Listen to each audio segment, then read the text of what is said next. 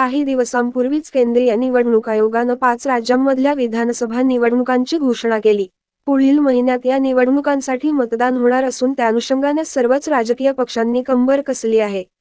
राष्ट्रीय स्तरावर काँग्रेस व भाजपा या दोन पक्षांमध्ये चढाओढ असणार आहे. त्याचबरोबर काही राज्यांमध्ये प्रादेशिक पक्षांची सरकारे असल्यामुळे तिथे तिरंगी लढत होण्याची शक्यता आहे. या पार्श्वभूमीवर राजकीय वातावरण तापलेलं असतानाच काँग्रेसचे वायनाडमधील खासदार राहुल गांधी यांनी घेतलेल्या पत्रकार परिषदेत भारतीय जनता पक्षावर गंभीर आरोप केले आहेत.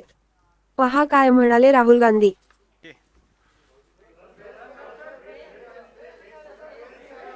फेस नहीं आ रहा, फेस दिखा देता हूं.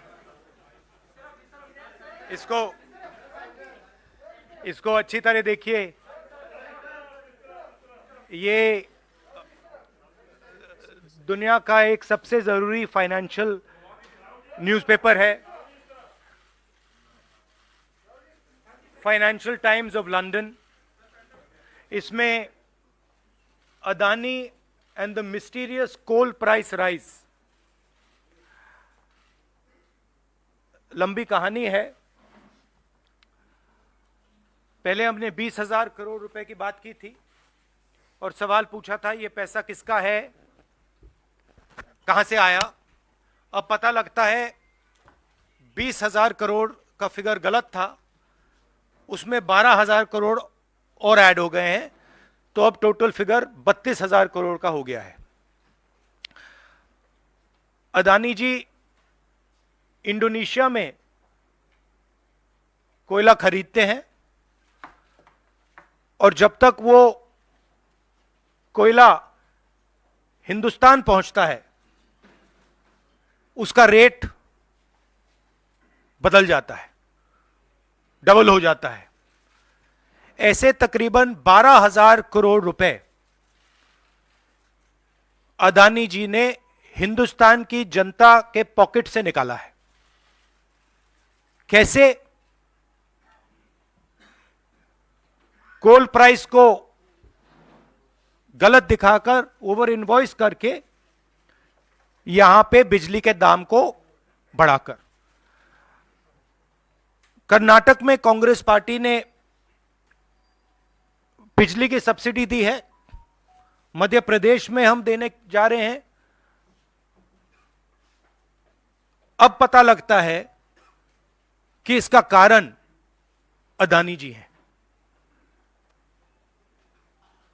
तो हिंदुस्तान के नागरिकों को यह समझना है कि जो आपका बिजली का बिल बढ़ता जा रहा है, इसमें से 12,000 करोड़ रुपए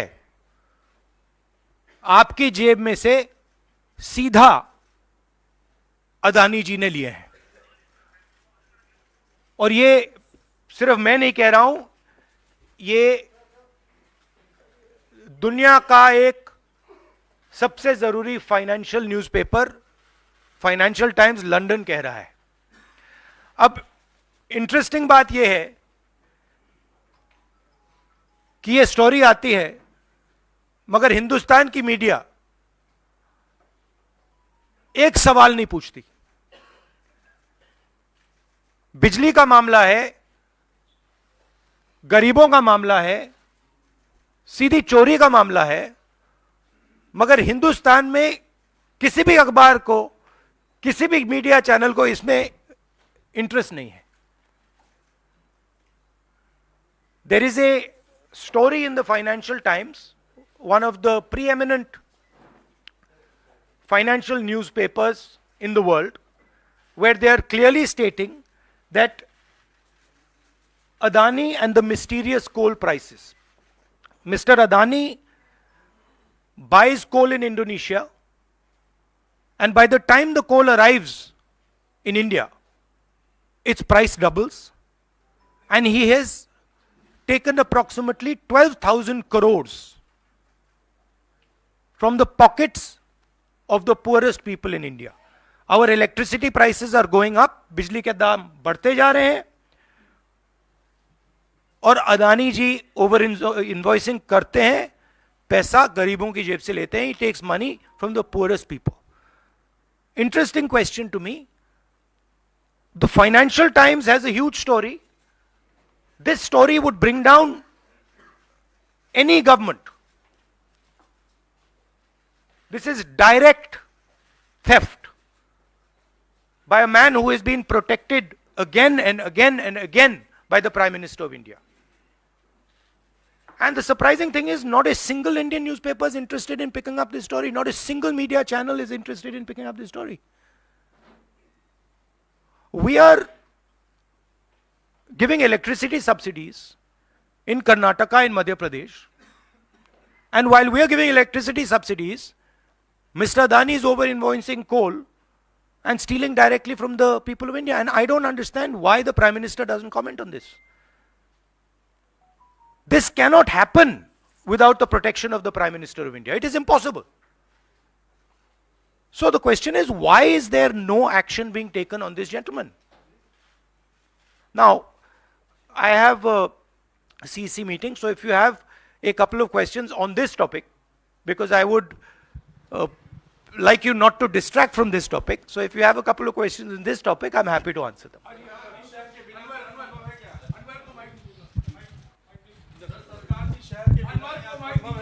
हेलो बिल्कुल नहीं हुई। हाँ।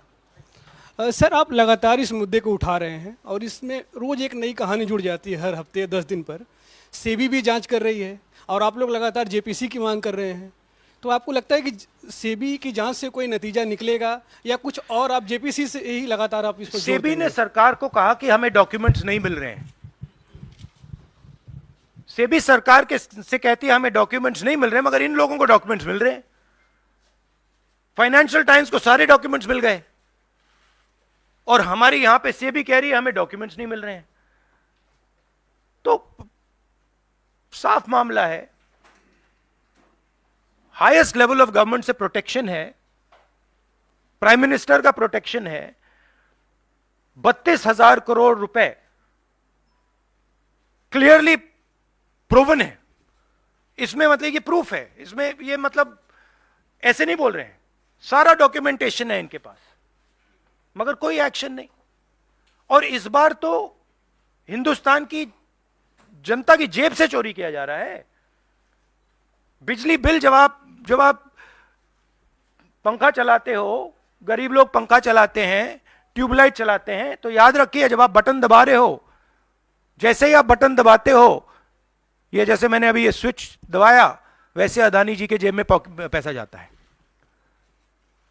और करवा कौन रहा है? अदानी जी की रक्षा कौन कर रहा है? हिंदुस्तान का प्रधानमंत्री।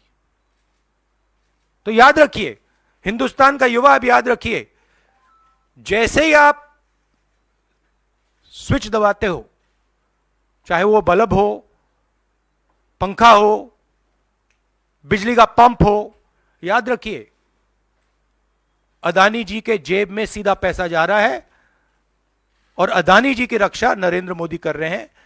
32,000 करोड़ रुपए तो हमने दिखा दिया है, पता नहीं और कितना है।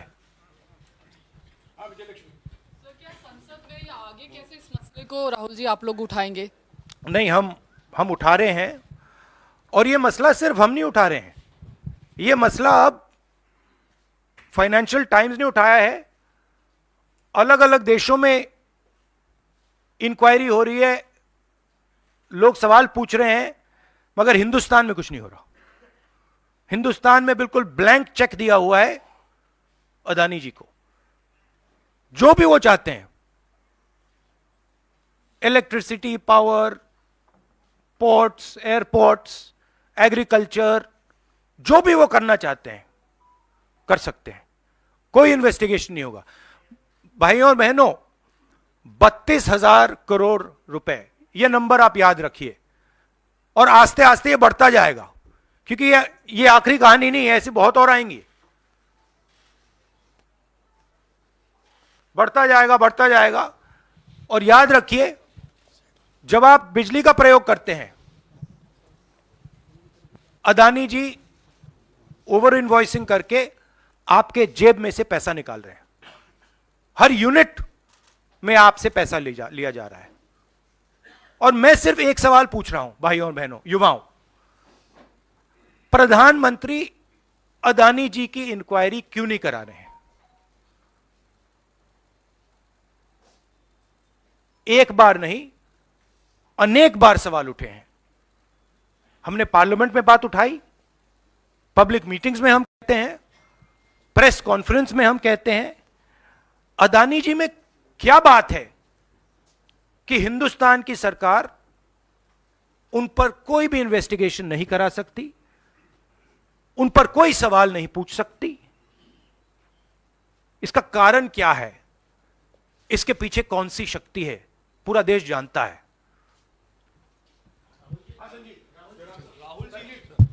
Rahul ji, you've said that the cost of power given to common consumers is being hiked because of over-invoicing of coal imports. Now, No, some I of have the not said it. A newspaper called the Financial Times. Okay. You quoting the Financial newspaper, Times yeah. has said it. I am just saying what they've said. So what I want to ask you is that since some of the state governments are subsidizing by, subsidizing power to common people, now would these states be initiating some kind of probe because some of them are ruled by the Congress? Would you recommend that these? That's an interesting idea.